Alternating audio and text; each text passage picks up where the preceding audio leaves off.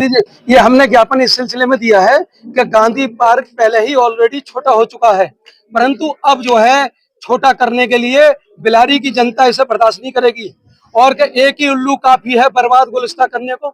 तो जो योगी जी का सरकार का जो मिशन है, मिशन शक्ति के महिलाओं की सुरक्षा और बालिकाओं की सुरक्षा, वहाँ ऑलरेडी शराब की हट्टी बनी हुई है, तो लड़कियों के साथ सबसे ज्यादा छेड़खानी यही होती है और यहाँ पे मार्केट बनाए जाने से भीड़ बढ़ेगी, लगातार जाम की स्थिति बनेगी और लड़कियों के साथ और महिलाओं के साथ छेड़खानी होगी। और हमारे बिलारी के कुछ लोग योगी महाराज जी से लखनऊ जाके मिल के आए थे, हमें इस बात की खुशी है, कोई हमें रंज नहीं, परंतु हम भी मिल सकते हैं, हमारे भी मुख्यमंत्री हैं, हम भी उन्हें ये बात जाकर बताएंगे कि जो आपका जो मिशन शक्ति कार्यक्रम है तो उसके लिए कौन लोग हैं जो उसकी खिलाफत कर रहे हैं।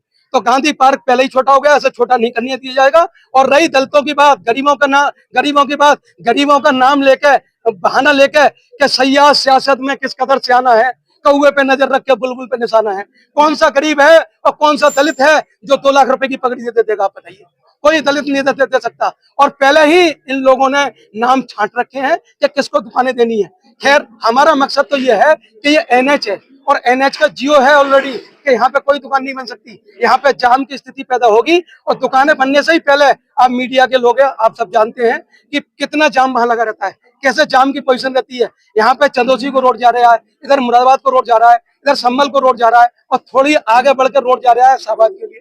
तो ये जाम की स्थिति यहाँ पैदा होगी और गांधी पार्क को जो है छोटा अब नहीं करने दिया जाएगा। ये गांधी पार्क पहले ही छोटा हो चुका है और गांधी विचार के लिए, क्योंकि दुनिया में गांधी के लोग मान रहे हैं और हमारे देश के जब प्रधानमंत्री हो, राष्ट्रपति हो, विदेश में जाते हैं तो वो भी गांधी जी का नाम लेते हैं और गांधी जी का सम्मान बरकरार रहना चाहिए, गांधी का अपमान नहीं होना चाहिए। और एक जो बिलारी में धरोहर है, 1971 से स्वर्गीय कस्तूरचंद जैन साहब ने ये पार्क बनाया था और संगमरमर की बड़ी मूर्ति लगाई थी, परंतु वो मूर्ति हटा दी गई। ये छोटी मूर्ति जिसमें पुतले बनाने के काम आती है, इस तरह की मूर्ति लगा दी गई। तो अब ये गांधी पार्क खत्म करने की इनकी साजिश कामयाब नहीं होने दी जाएगी और जरूरत पड़ेगी, अभी हम एसडीएम साहब से मिले हैं, एसडीएम साहब से अपनी बात रखी है, जरूरत पड़ेगी तो हम कमिश्नर साहब से भी मिलेंगे और लखनऊ जाके भी मिलेंगे योगी जी से और बिलारी में जनमत संग्रह भी होगा।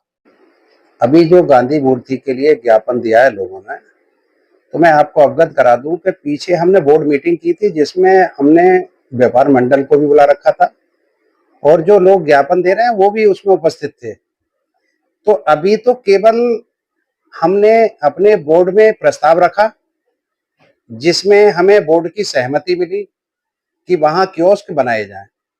अभी ना तो प्रस्ताव शासन को गया है, ना अभी कोई उस पर चर्चा हुई है। हाँ, बनाने की प्रक्रिया पे विचार चल रहा है और उन लोगों से भी ये कह दिया था कि अभी हम पहली मीटिंग कर रहे हैं और दोबारा मीटिंग करके इसे हम सब लोगों की क्या मंशा है, इसे बनाने में फायदा है या नहीं बनाने में फायदा है, एक बार विचार फिर करेंगे, फिर हम इसका प्रस्ताव शासन को भेजेंगे।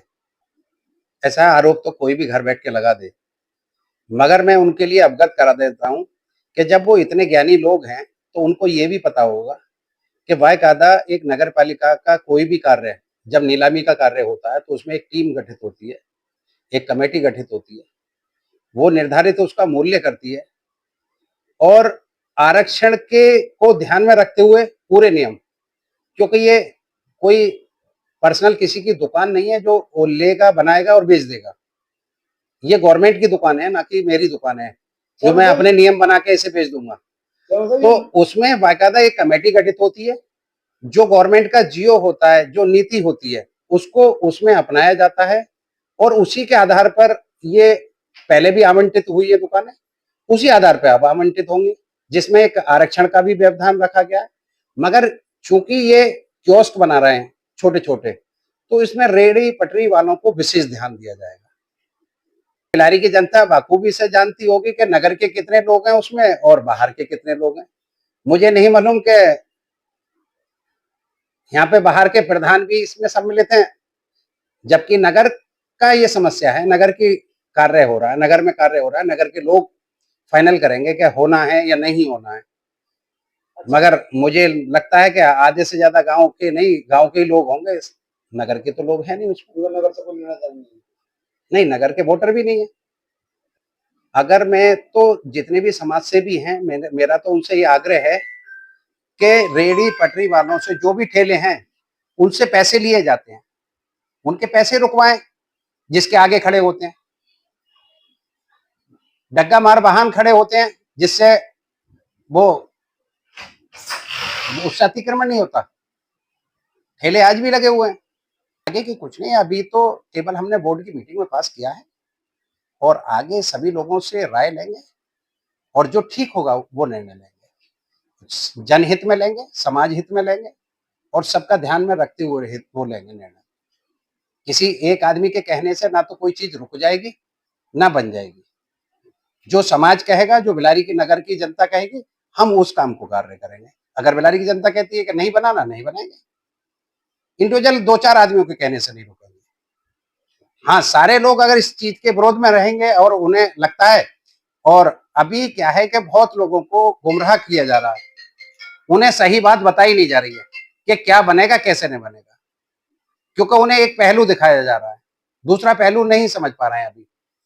अगर जिसको लगता है वो मेरे से आके बात करे और फिर जो है मैं उनको दिखाऊंगा कि कहाँ मैं अतिक्रमण करने जा रहा हूँ, कहाँ से मेरा रोड बाधित होगा, कहाँ से क्या चीजें समस्या होगी। तो नेचुरल स्थिति को जब तक नहीं समझ लेता तो घर बैठ के तो उसके एक पक्ष सुनेगा तो उसे अच्छा लगेगा कि भाई ये ठीक कह रहा है, जब दूसरा पक्ष सुनेंगे तो उसकी बात ठीक लगेगी। तब निर्णय होता है, दोनों पक्षों को सुना जाए और मौके पे जाके देखा जाए कि क्या वास्तविक में इन दुकान बनाने से नुकसान है या फायदा है, वास्तविकता देख के।